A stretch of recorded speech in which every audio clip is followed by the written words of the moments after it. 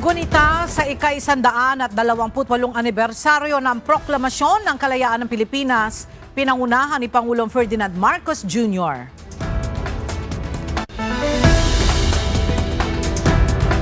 Iba't ibang grupo nakatakdang magsagawa ng kilos protesta sa labas ng Senado ngayong araw.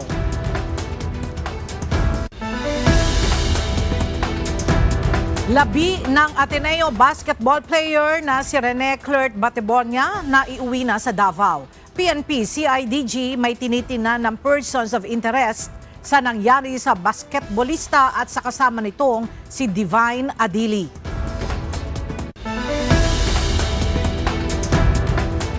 Foreign Ministry ng China pinagbawalang pumasok si Defense Secretary Gilbert Teodoro at ang kanyang pamilya sa China, Hong Kong at Macau.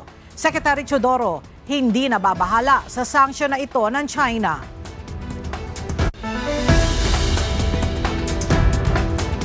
Dagdag na enforcers itatalaga ng MMDA sa pagbubukas ng mga pribadong eskwelahan ngayong buwan.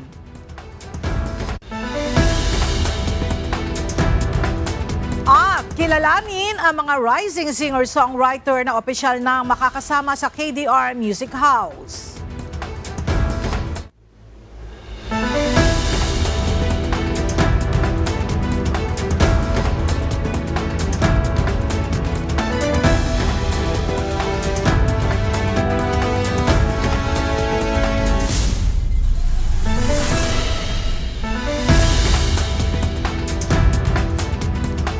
Magandang tanghali mga kasangbahay. Ngayon po ay araw ng Biyernes, June 12, 2026.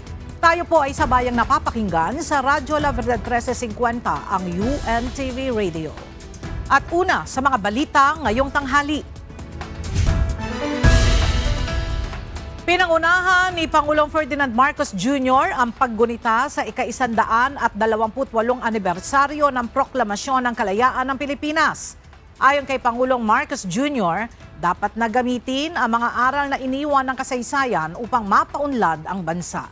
Alamin natin ang detalye ng ulat na yan mula kay Nel Maribuhok live. Nel, ano ang naging sentro ng talumpati ni Pangulong Marcos Jr. ngayong araw ng Kalayaan? Yes, Ella, hindi sapat na lingunin ang nakaraan. Kailangan magsilbing pundasyon ang mga aral nito sa kasalukuyan at sa ating kinabukasan. Ito ang isa sa naging laman ng talumpati ni Pangulong Ferdinand Marcos Jr. sa paggunita sa ika-128 anibersaryo ng Proklamasyon ng Araw ng Kalayaan. Ayon sa Pangulo, marami na ang naging hamon sa ating kalayaan at kaunlaran. Nandiyan ang mga katiwalian, pagkakanya-kanya at kahirapan. Nariyan rin ang pandaigdigang kaganapan at banta ng tinatawag na climate change at kalikasan. Sa kabila nito, nananatili ang paniniwala at pag-asa ni Pangulong Marcos sa galing, sipag at kabutihan ng lahing Pilipino. Kaugnay nito, may panawagan naman si PBBM sa bawat Pilipino. Sa bawat Pilipino, ito ang aking panawagan. Huwag po tayong mapagod na mahalin, piliin at ipaglaban ang Pilipinas. Ipalalim natin ang ating kamalayan, maging mapanuri sa katotohanan. Gamitin natin sa tama ang ating kakayahan, hindi sa masama. Lumaban ng patas sa araw-araw, huwag pagsamantalahan ang pinagpaguran ng iba. At piliin natin ang ikabubuti ng bayan laban sa interes ng iilan. Kung mananatili tayong tapat sa mga adhikaing ito, matitiyak tayong magmamana ang mga susunod ng henerasyon ng isang bansa na mas matatag, mas makatarungan at mas maunlad. Tandaan natin na ang kapayapaan, kasarinlan at kalayaan na ating tinatamasa sa ngayon ay tinubos ng dugo ng mga nauna sa atin. Bago ang kanyang talumpati, pinangunahan ni Pangulong Marcos, First Lady Lisa at kanilang mga anak ang pagtataas ng watawat ng Pilipinas. Kasunod nito ang pag-aalay ng bulaklak ng Pangulo sa bantayog ng pambansang bayani na si Dr. Jose Rizal sa Luneta Park. Yan muna ang ating update. Balik sa iyo, Ella. Maraming salamat, Nel Maribohok. Ipinahayag ni House Speaker Faustino Boji D. III na nananatiling hamon sa henerasyon ngayon ay ang kinakailangang bunga mula ng makamit ng Pilipinas ang kalayaan. Giit nito, hindi sapat ang pagiging malaya kung hindi naman lahat ng Pilipino ay bahagi ng pag-unlad ng bansa. Ito ang kanyang mensahe sa paggunita ng ika-128 anibersaryo ng Proklamasyon ng Kalayaan ng Pilipinas. Freedom must always go hand in hand with progress. Hindi sapat na tayo ay malaya kung marami pa rin ang hindi nabibigyan ng pagkakataon na maging bahagi ng pag-unlad. Ang hamon sa ating henerasyon ay tiyakin ang bunga ng kalayaan ay mararamdaman sa bawat tahanan at komunidad. Sa pagdiriwang ng ika-128 anibersaryo ng Kalayaan ng Pilipinas, nagsagawa ng Mega Job Fair ang Department of Migrant Workers at Department of Labor and Employment sa iba't ibang rehiyon para sa layunin makapagbigay ng mas maraming oportunidad sa mga Pilipinong naghahanap ng trabaho hindi lang sa Pilipinas kundi maging sa ibang bansa. At para sa detalye, narito ang report ni Mia Alonzo live. Mia, gaanong karaming job vacancies sa maaaring applyan ng mga Pilipinong naghahanap ng trabaho dito at sa ibang bansa? Magandang tanghali sa iyo, Ella, dito sa Mega Job Fair ng Department of Migrant Workers. Nasa mahigit 4,000 na mga aprobadong job orders ang inihahandog para sa mga aplikante, habang nasa 95,000 job opportunities naman ang iniaalok ng mga kumpanya at ng mga employers sa job fair ng Department of Labor and Employment. Sa isinasagawang Mega Job Fair ng Department of Migrant Workers o DMW, 13 lisensyadong recruitment agencies na kinabibilangan ng mga manning at land-based agencies. Mahigit 4,000 aprobadong job orders ang inihahandog para sa mga aplikante. Kabilang ang mga posisyon sa mga bansa tulad ng United States, Canada, Australia, New Zealand, Japan, Taiwan at ilang bansa sa Europa at Pacific region. May mga bakanting trabaho rin para sa mga nagnanais magtrabaho sa international vessels sa pamamagitan ng manning agencies. Bahagi ng aktibidad na ito, nag-nationwide celebration ng Araw ng Kalayaan na may temang kalayaan, kinabukasan, kasaysayan. Samantala, sa trabaho agad job fair naman ng Department of Labor and Employment o DOLE, aabot sa nasa 95,000 na mga job opportunities ang iniaalok ng mga kumpanya at employer na kasali sa job fair. Kabilang sa mga iniaalok na trabaho ay sa larangan ng retail, manufacturing, construction, business process outsourcing, accommodation at food service. Mayroon ding iniaalok na ilang posisyon sa government offices. Habang tampok rin sa DOLE Job Fair ang iba pang serbisyo gaya ng one-stop shop documentary processing kasama na ang NBI, SSS, PhilHealth at Pag-ibig Fund. Para sa mga interesadong aplikante, magdala lamang ng maraming kopya ng resume, ballpen at iba pang mahalagang dokumento para sa maraming oportunidad na maa-applyan. At yan muna ang update mula dito sa Quezon City. Balik sa iyo. Alright, maraming salamat, Mia Alonzo. Dumating na kaninang madaling araw sa Davao ang labi ni Rene Baterbonia, ang isa sa Ateneo Blue Eagle basketball player na nasawi matapos malunod sa team building activity sa Dipaculao, Aurora noong June 8. Mula sa Quezon City, ang detalye hatid ni Benedict Samson live. Benedict, saan sa Davao City nakalagak ang labi ni Rene Baterbonia?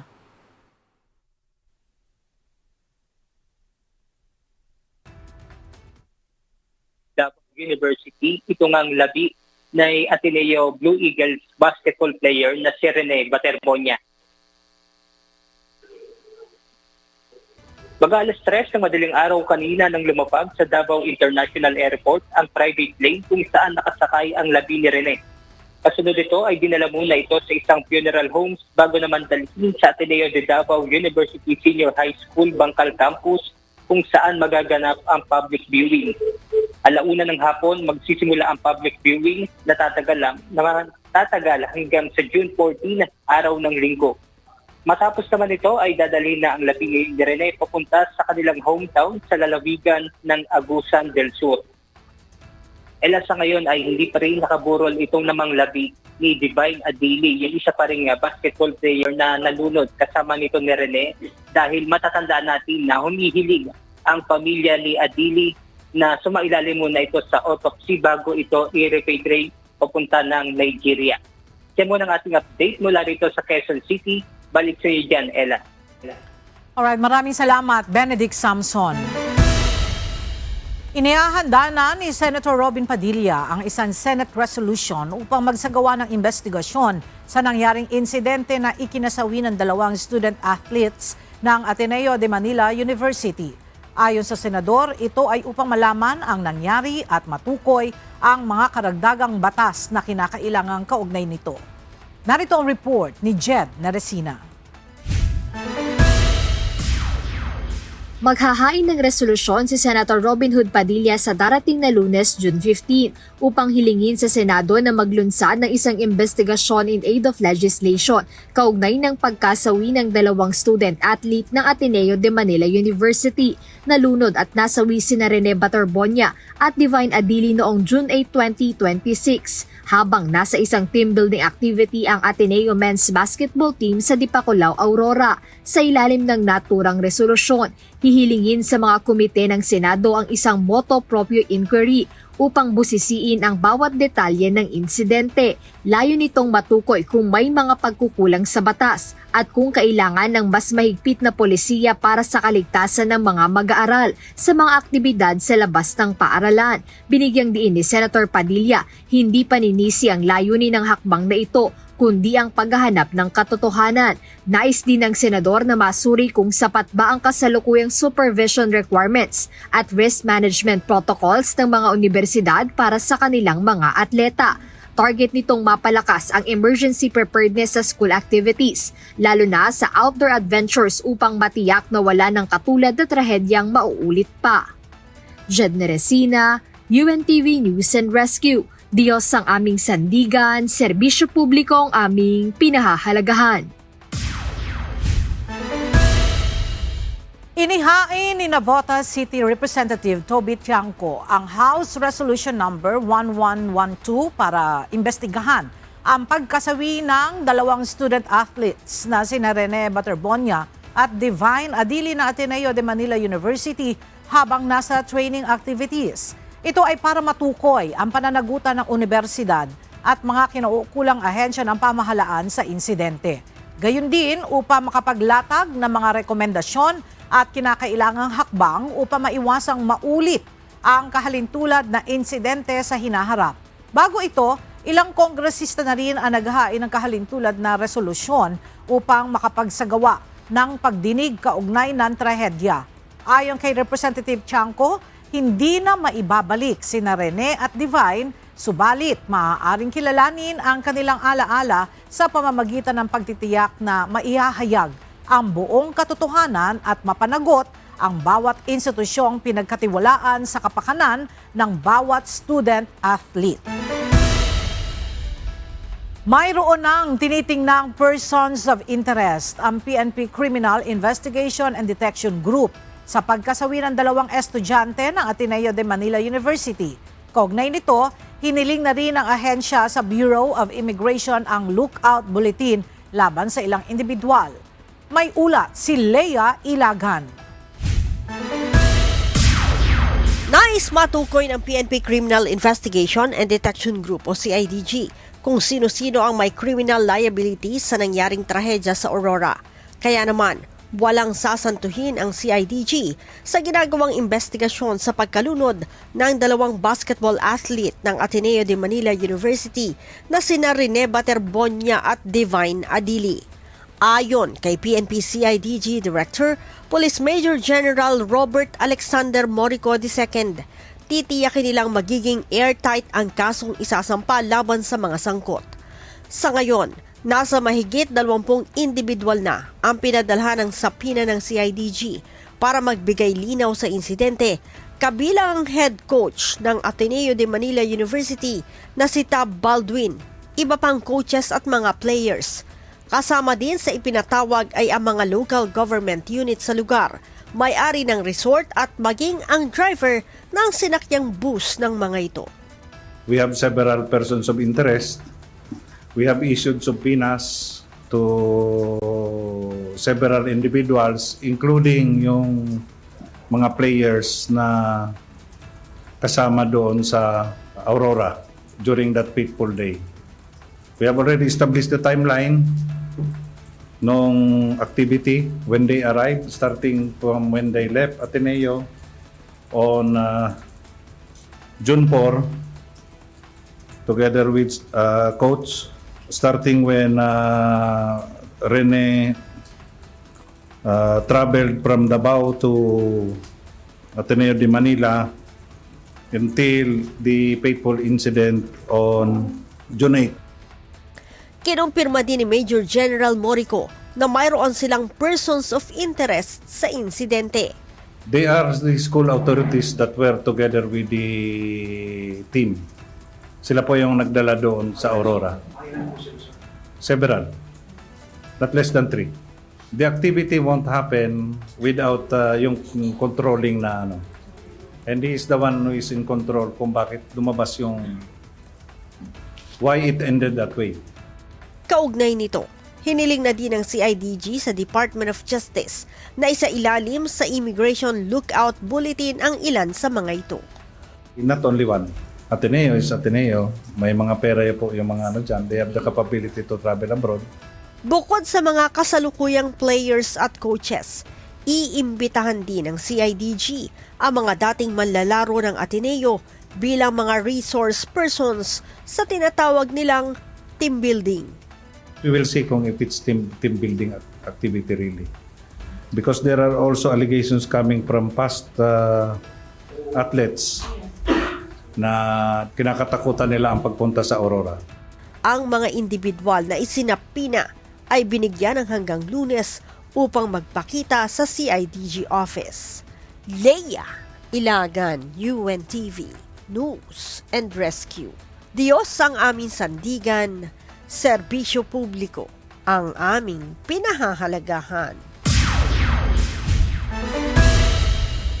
Nanawagan ang ilang kaibigan ni Rene Clert Baterbonia na nararapat na may managot sa pagkasawi ng dalawang student athlete.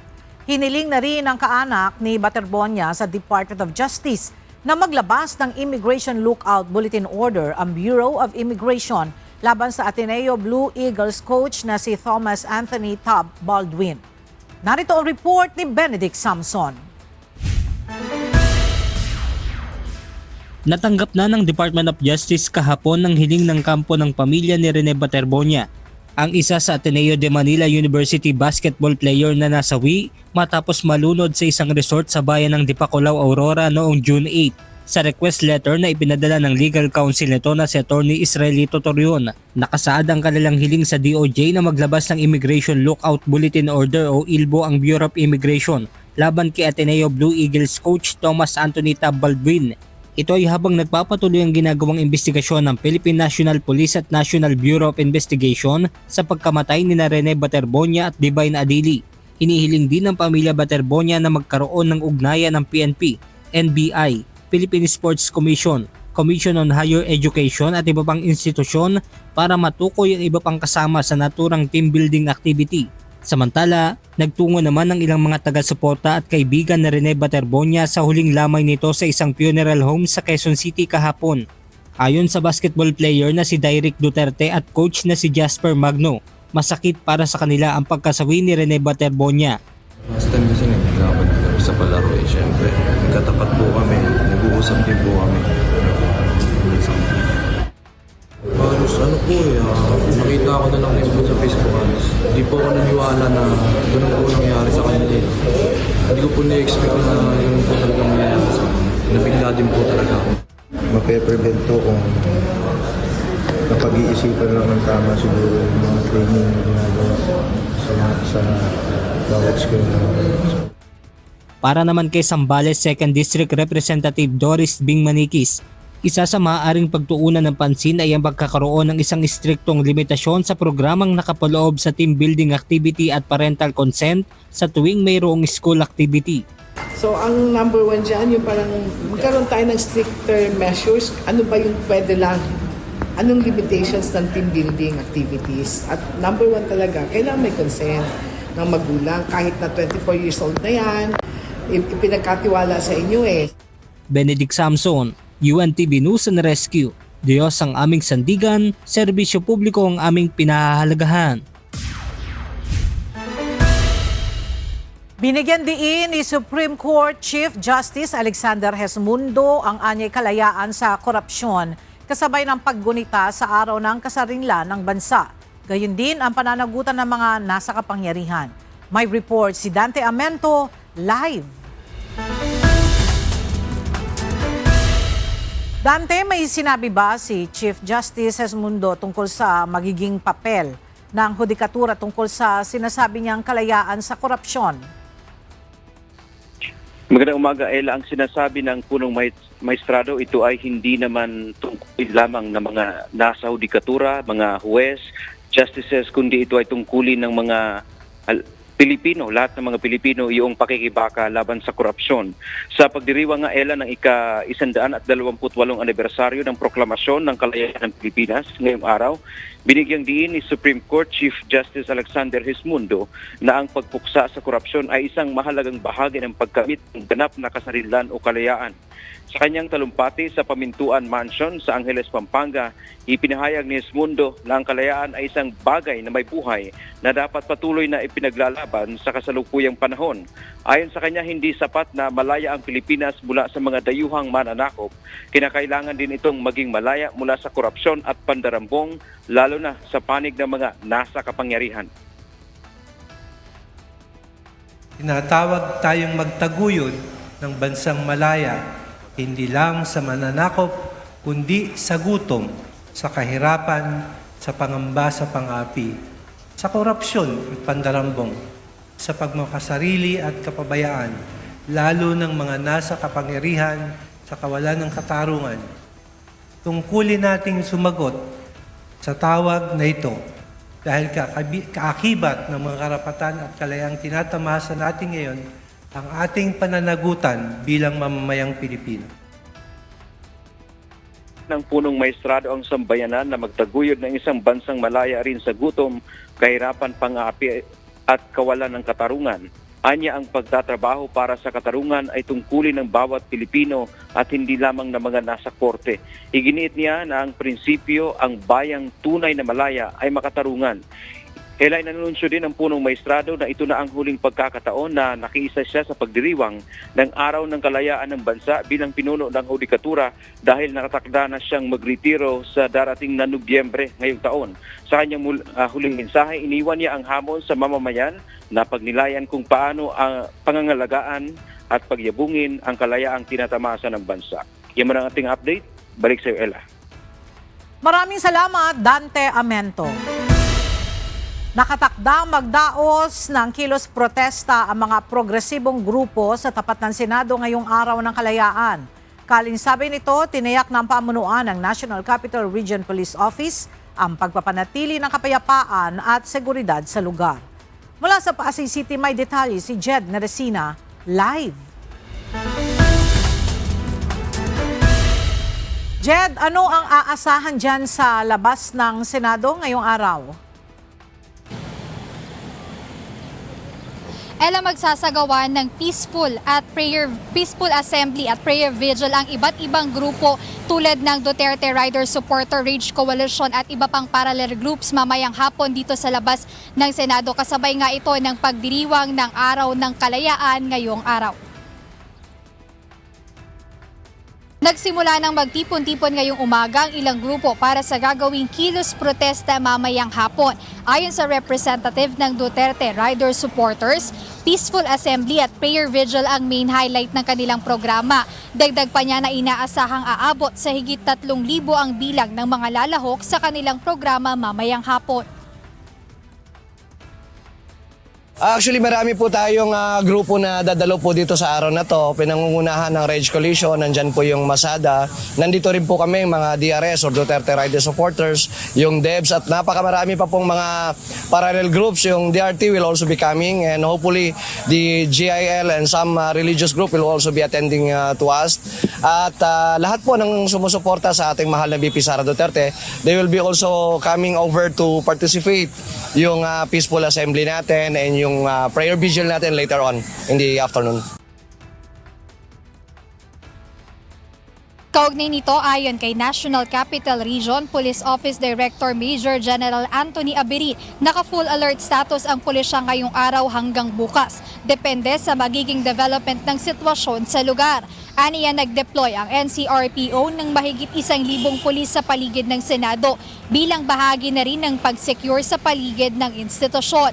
Inaasahang ipatutupad nila ang maximum tolerance at bibigyan ng pagkakataon ang mga mamamayan na magpahayag ng kanilang saloobin basta't walang nilalabag na batas.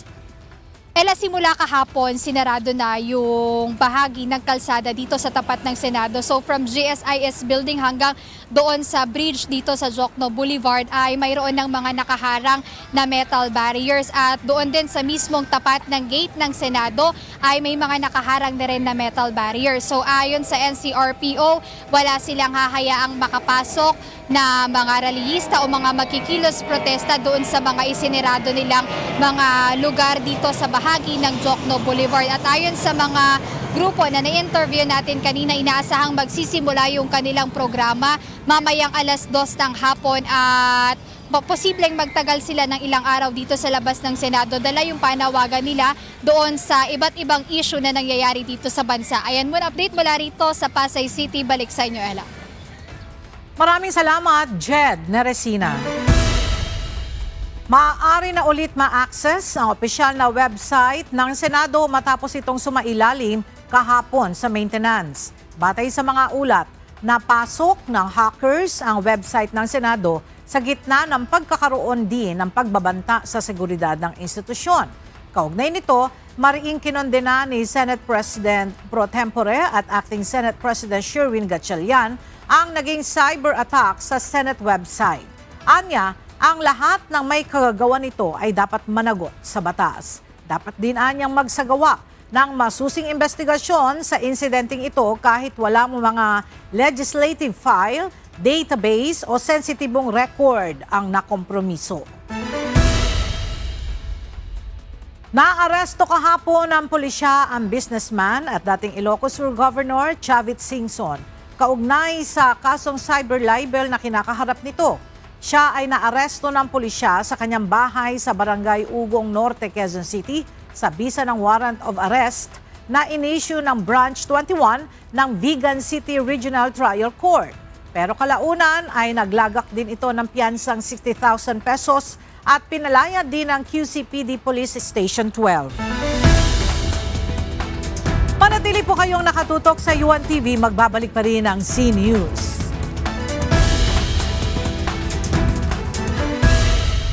Nagbabalik ang C-News. Asahan na ang pagtaas ng inyong Meralco bill ngayong buwan ng Hunyo. Ayon sa abiso ng Meralco, magpapatupad ito ng 14 centavos per kilowatt hour dahil sa pagtaas ng generation charge, bunsod ng pagnipis ng supply ng kuryente. Nangangahulugan na madadagdagan ng 30 pesos ang babayaran ng mga consumer na kumukonsumo ng 200 kilowatt hour kada buwan.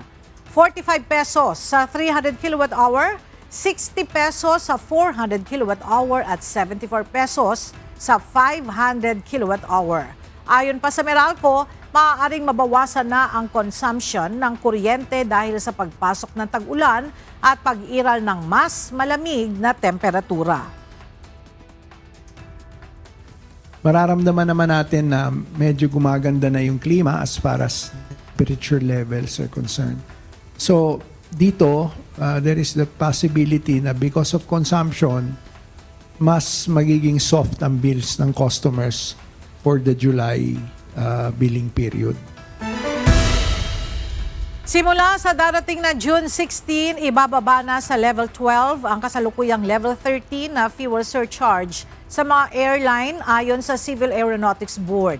Dahil dito, inaasahang aabot sa 389 hanggang 1,137 pesos ang ipapataw na fuel surcharge para sa domestic flights, habang nasa 1,284 hanggang 9,550 pesos ang sa international flight.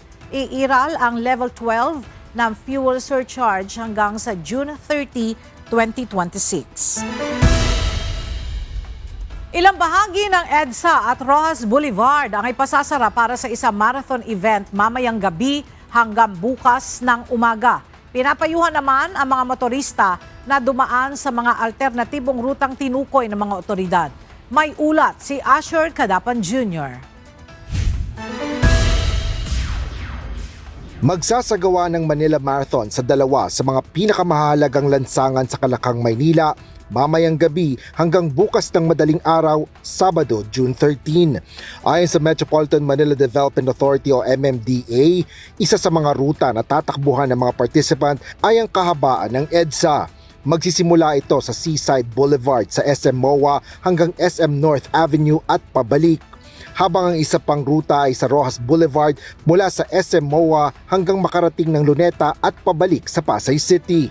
Paliwanag ni MMDA Chairman Romando Artes, magkakaroon ng segment road closures habang isinasagawa ang pagtakbo ng mga participant.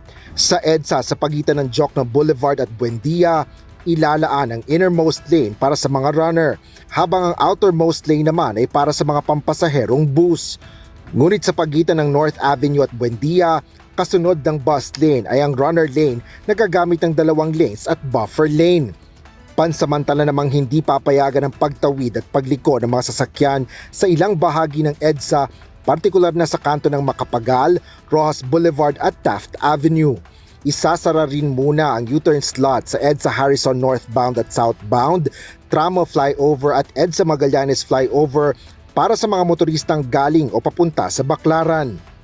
Magsisimula nga ng 11:30, we expect it to finish by 7:30, 8 hours. Pero kung titingnan mo, hindi isasara yung buong stretch from MOA to North EDSA to pabalik ng buong 8 hours. Kasi pagkakatapos ng segment, bubuksan na. Like kunyari, from MOA to Ayala, within 2 hours na tapos, yung segment na yun, mabubuksan na. Meron naman silang i-deploy na, ano tawag nila, sweeper ba yun? Na truck na kasunod noong huling tumatakbo.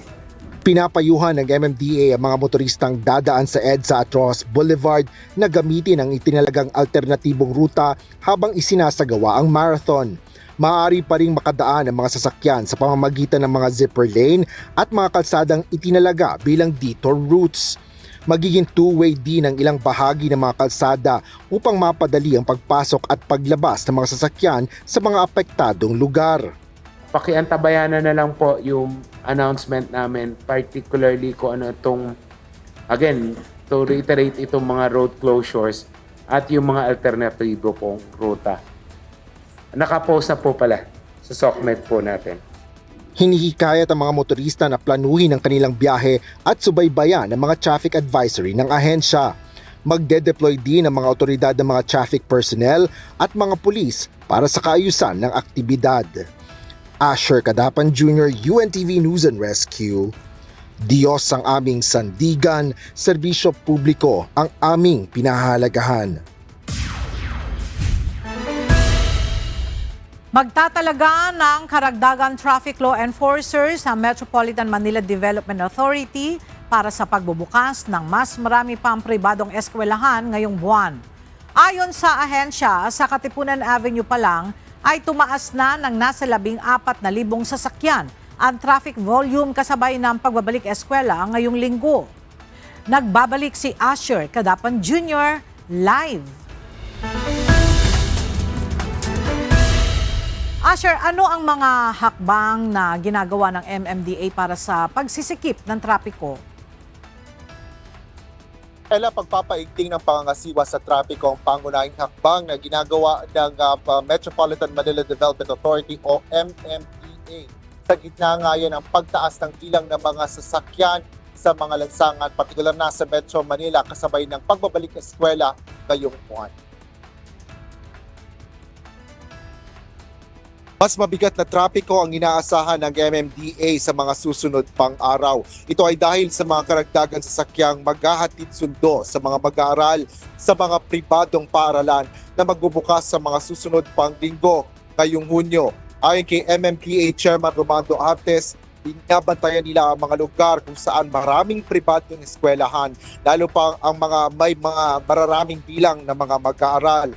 Ito ay upang makapagtalaga sila ng mas marami pang traffic law enforcers upang maiwasan ang pagkakabuhol-buhol ng trapiko.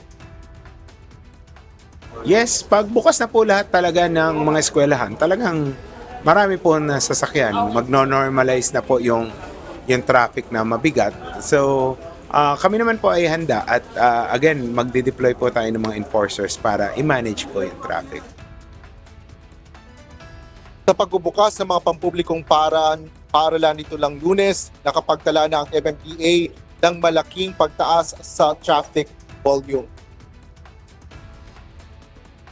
Pag meron pong opening ng class, ay talaga pong sumisikip yung daloy ng traffic. Sabi ko nga po sa inyo, Katipunan alone, nagtatala kami dyan ng increase about 14,000 vehicles. Imagine niyo. And ang peak noon, during morning and evening, yung hapon, papasok at uwian. At ganoon din po sa lahat ng mga lugar kung saan may pribadong eskwelahan, yung naghahatid po at sumusundo.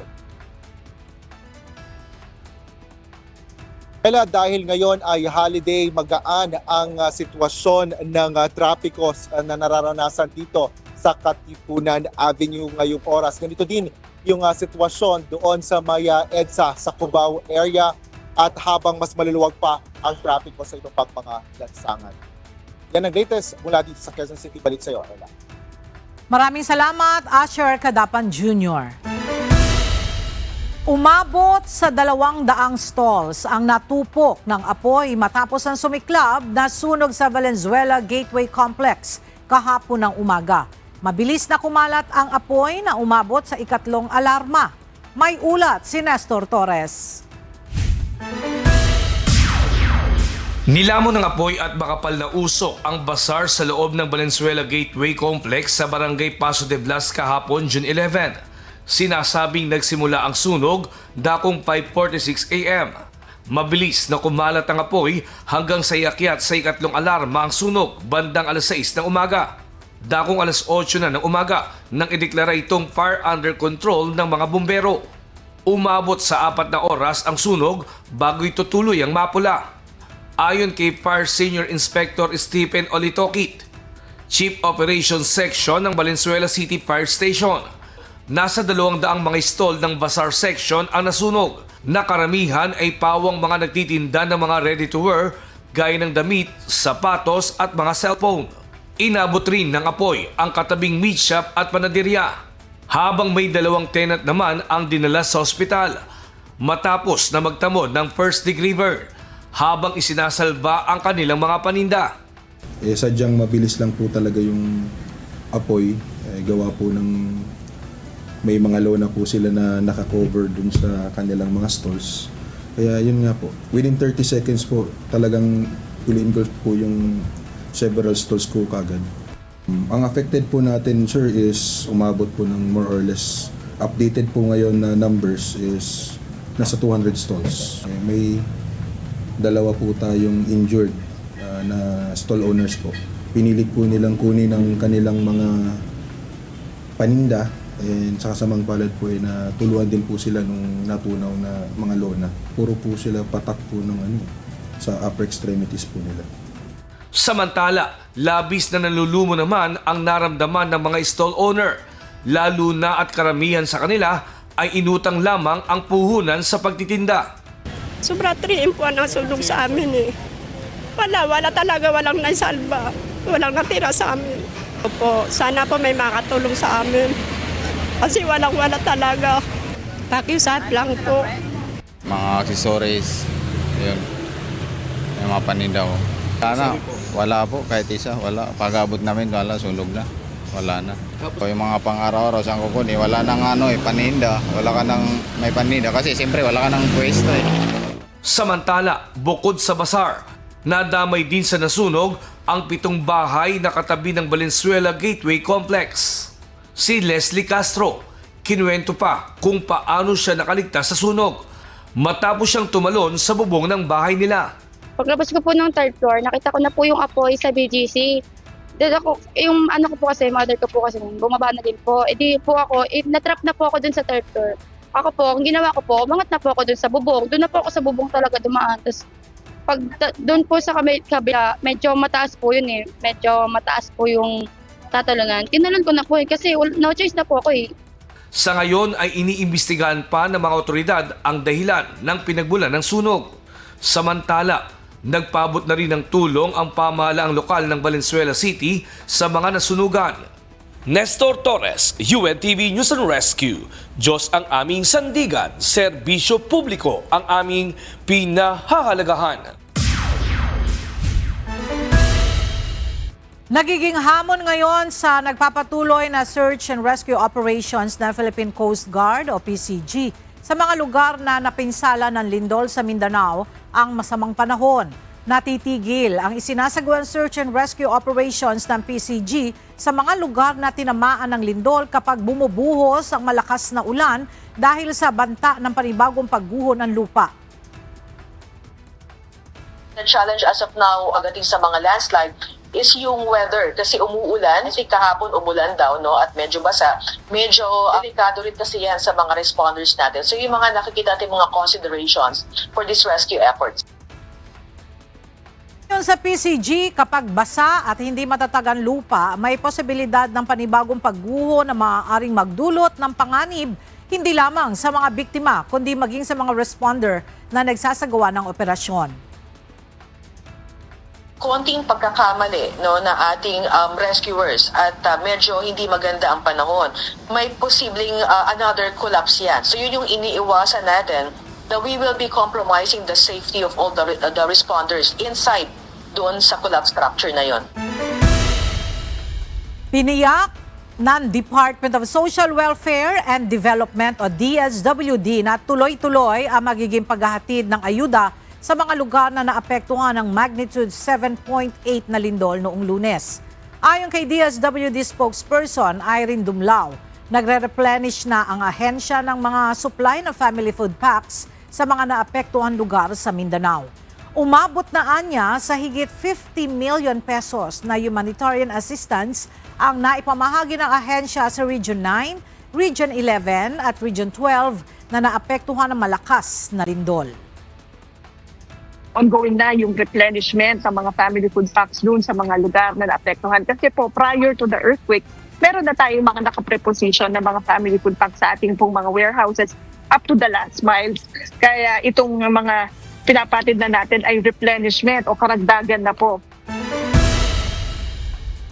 Naglabas ng kautusan ang Foreign Ministry ng China na nagbabawal kay Defense Secretary Gilberto Teodoro at ang kanyang pamilya na pumasok sa China, Hong Kong at Macau dahil sa mga pahayag nito laban sa China.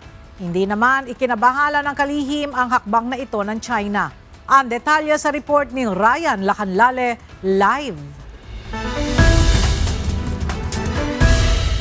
Ryan, ano nga ba ang dahilan ng China sa pagpapataw ng sanctions kay Teodoro?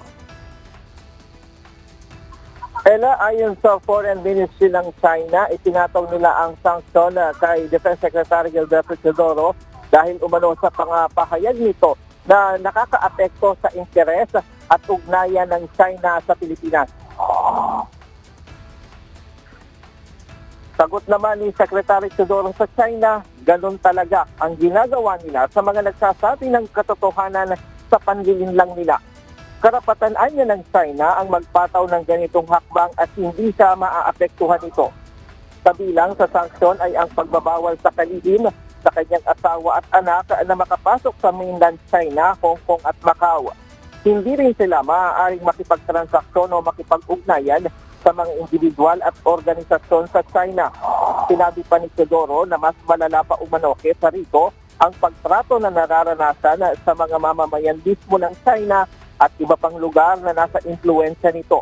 Hindi rin anya ito makakapigil sa kanya para ipagpatuloy ng kalihim ang kanyang tungkulin at pagtatanggol sa interes ng Pilipinas sa harap ng mga ginagawa ng China na nakakaapekto sa bansa at mga karagatan nito. Nasa Ottawa, Canada, si Secretary Teodoro para sa High-Level Defense Engagement kasama ang Canadian government. Bahagi ito ng pagpapalalim ng depensa at security cooperation ng Pilipinas at Canada kasunod ng mas lumalawak na ugnayan ng dalawang bansa sa depensa at Indo-Pacific security. Kat muna ang latest mula dito sa Quezon City. Balik sa iyo, Ella. Maraming salamat, Ryan Lacanlale.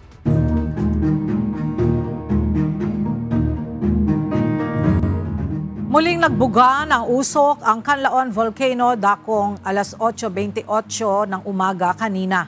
Batay sa obserbasyon ng Philippine Institute of Volcanology and Seismology of PHIVOLCS, nasa 300 meters na grayish plumes ang ibinuga nito.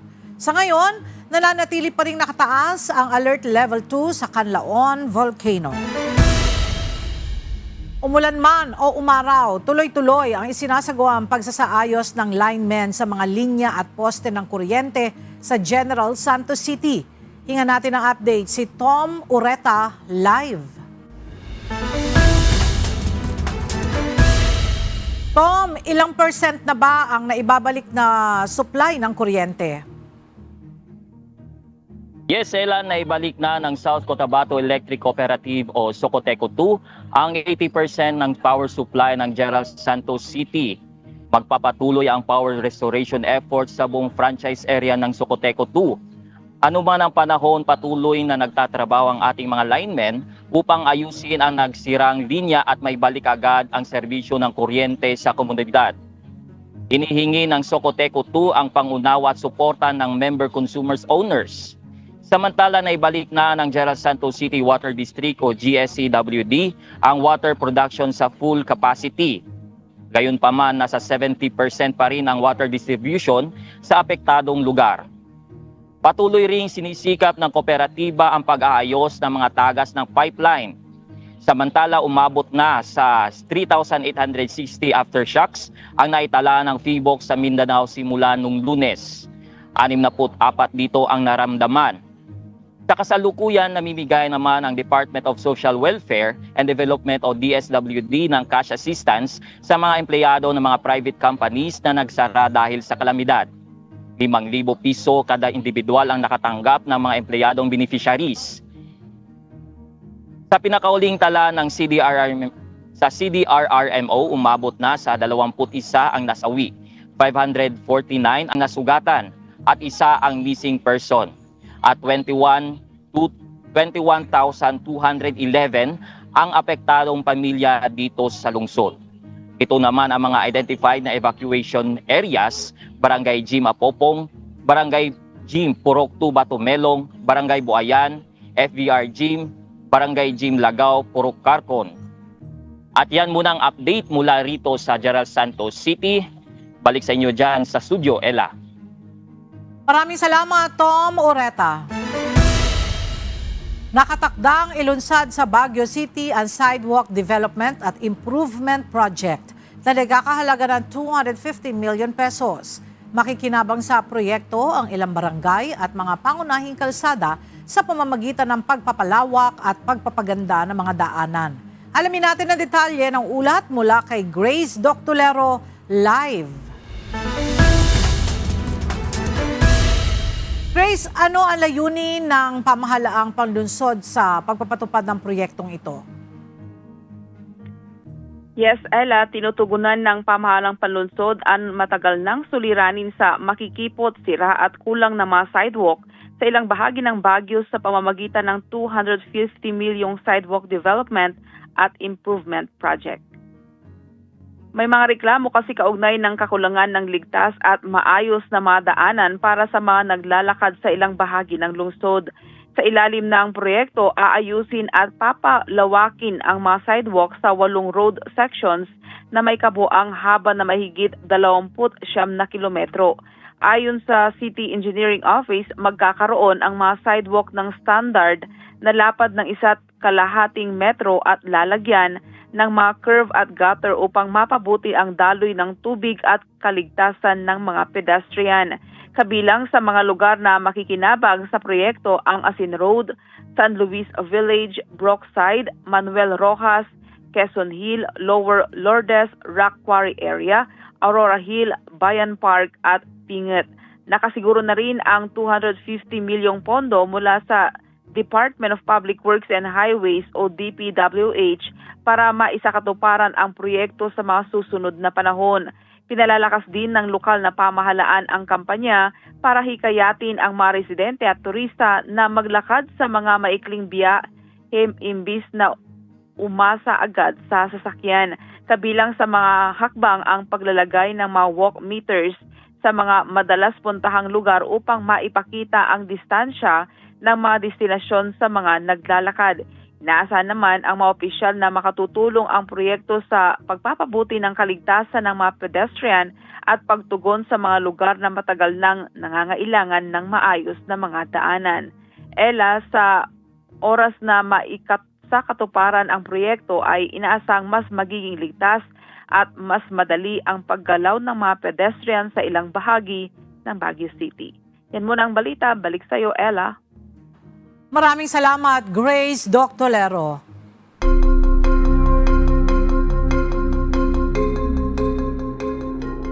Nagbigay ng mensahe ang hari ng Britanya na si King Charles sa pagdiriwang ng Pilipinas ng ika-128 anibersaryo ng kasarilan nito. Sa kanyang pahayag na ibinahagi ng British Embassy Manila, binigyan din ng hari ang matibay na pagkakaibigan ng United Kingdom at Pilipinas na patuloy na nagbibigay inspirasyon sa mas malalim na kooperasyon sa pagitan ng dalawang bansa. Ang mensaheng ito ay tanda ng pagkilala at paggalang ng Britanya sa kasaysayan, kalayaan at katatagan ng sambayan ng Pilipino. Kasabay nito, ipinaabot din ng hari ang kanyang pakikiramay sa mga naapektuhan ng lindol sa Mindanao. Kanselado na ang nakatakdasa ng malawakang airstrikes at pambobomba ng Estados Unidos laban sa Iran. Ito ang mismong inanunsyo ni US President Donald Trump sa pamamagitan ng isang post sa kanyang social media platform na Truth Social nitong Huwebes. Ayon kay Trump, napagdesisyonan niyang bawiin ang utos matapos umabot sa pinakamataas na antas ng pamunuan ng Iran ang usaping pangkapayapaan na sinang-ayunan na rin umano ng lahat ng partidong sangkot. Kabilang sa mga nag-aproba sa konsepto ng kasunduan ang United States, Israel, Saudi Arabia, UAE, Qatar at iba pang bansa sa gitnang silangan. Gayunpaman, nilinaw ng Pangulo na mananatili pa ring epektibo ang ipinatupad na naval blockade ng Amerika sa rehiyon hanggat hindi pa pinal na nilalagdaan ang naturang kasunduan. Inaasahang i-anunsyo sa mga susunod na araw ang eksaktong oras at lokasyon ng pirmahan na posibleng ganapin sa Europa. Nauwi sa marahas na gabi ang ikalawang sunod na araw ng anti-immigrant protest sa Northern Ireland. Ginamitan na ng mga otoridad ng water cannon ang mga rallyista nitong Miyerkules sa bayan ng Newtown Abbey sa hilagang bahagi ng Belfast. Sumiklab ang matinding tensyon matapos sampahan ng kasong attempted murder ang isang lalaking tubong Sudan kaugnay ng isang brutal na pananaksak doon. Hindi bababa sa 16 ang arestado habang 2 sa kanila ang formal ng kinasuhan. Samantala, sugatan naman ang 12 opisyal ng pamahalaan matapos hagisan ng mga Molotov cocktail o pillbox. Pumanaw na sa edad na 47 si Princess Vajraketyabha, ang panganay na anak na babae ni Thai King Maha Vajiralongkorn. Ayon sa opisyal na pahayag na inilabas ng palasyo ng Thailand ngayong Biyernes, binawian ng buhay ang prinsesa matapos ang halos 4 na taong pananatili sa koma. Nagpaabot naman ng pakikiramay ang Australian Embassy sa Thailand sa pagpanaw ng prinsesa. Matatanda ang huling bahagi ng taong 2022 nang biglang mawala ng malay ang prinsesa habang sinasanay ang kanyang mga aso dahil sa seryosong kondisyon sa puso na nauwi sa pagkakoma. Siya ay kilala bilang isang diplomat at tagapagtanggol ng mga karapatang pantao sa Thailand.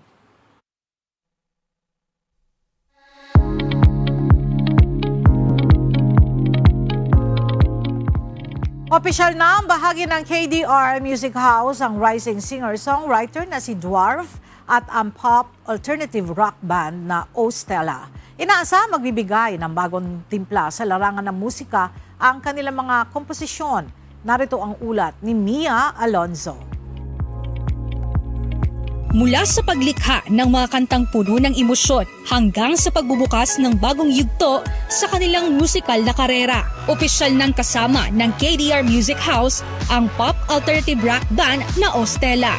Kilala ang Ostella sa mga awiting tumatalakay sa mga damdaming madalas ay mahirap ipahayag. Sa pamamagitan ng kanilang musika, nagsisilbi sila bilang kasama ng mga nakakaramdam ng pag-iisa at paghahanap ng pag-asa sa gitna ng mga pagsubok. Iba-iba eh. We try to write songs na upbeat, we try to write ballads din naman. Pero more on if we have an identity, parang it's about emotions talaga and writing songs na talagang makaka-relate sa mga tao. Yung mafe-feel ng mga tao na kapag narinig nila yung song na to, okay lang pala na ganito din yung naiintindihan. Ay, okay lang din pala na ganito yung nararamdaman ko. And okay lang pala maging vulnerable at this time. And okay lang din pala na maging malungkot or to not be okay kasi we have these people na they write song about it. Ito yung nararamdaman ko. Sa inilabas nilang kantang I Guess, inihahayag ng awitin ang sakit ng mga pagkakataong hindi nasulit at mga salitang hindi nasabi. Kaya naman, handa nang ipakilala ng Ostella sa mas malawak na entablado ng mga tagapakinig ang kanilang bagong timpla sa ilalim ng KDR Music House. Ever since nagsa-start pa lang kami, we have waited na for an opportunity na for us to be able to present our songs, present ourselves, ipakilala na yung sarili namin sa ibang tao. And we are so grateful na nahanap kami ng KDR for this opportunity kasi we feel like this time meron na kaming push for us to be heard by our audience. Samantala, isa ring mahalagang hakbang sa karera ang nakamit ng rising singer-songwriter na si Dwarf matapos opisyal na pumirma sa KDR Music House sa ilalim ng pamamahala ni Daddy A, na kilalang nag-manage din sa bandang Four of Spades. Kilala si Dwarf sa kanyang mga kantang may halong indie pop ballad, dream pop at alternative pop na naglahad ng mga personal at nostalgic na mga kwento. Tinatawag niya ang sarili bilang keeper of memories dahil sa kakayahan niyang isalin sa musika ang mga karanasan at emosyong madalas nararamdaman ng marami. Ayon kay Dwarf, malaki ang kahulugan ng pagpasok niya sa KDR Music House dahil nakatagpo siya ng isang grupong naniniwala sa kanyang kakayahan at tumutulong upang mas maipakilala ang kanyang musika sa mas maraming tagapakinig. Para sa akin, napaka-big step kasi first record label ko din to. First deal ko din. Abangan niyo yung mga kantang ilalabas ko more on being mystical, folk pop yung maririnig niyo. So, ayun, sana magustuhan niyo. Kaya naman sa pagpasok ng Ostella at ni Dwarf sa OPM scene, abangan ang kanilang mga awiting may natatanging tatak na tiyak na pupukaw sa atensyon at damdamin ng mga tagapakinig habang patuloy nilang iniuukit ang kanilang pangalan sa industriya ng musikang Pilipino. Mia Alonzo, UNTV News and Rescue. Diyos ang aming sandigan, serbisyo publiko ang aming pinahaalagahan.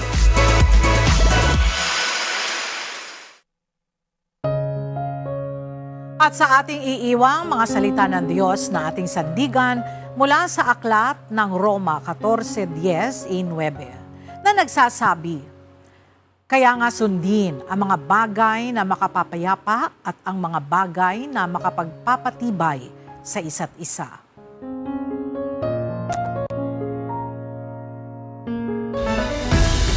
At yan ang mga balitang aming tinutukan at inaksyonan dahil sa aming pagbabalita, una ang pagkalinga sa kapwa. UNTV News, may balita saan mampanig ng daigdig. At dito sa UNTV, Diyos ang aming sandigan, serbisyo publiko ang aming pinahalagahan. Magandang tanghali at happy weekend.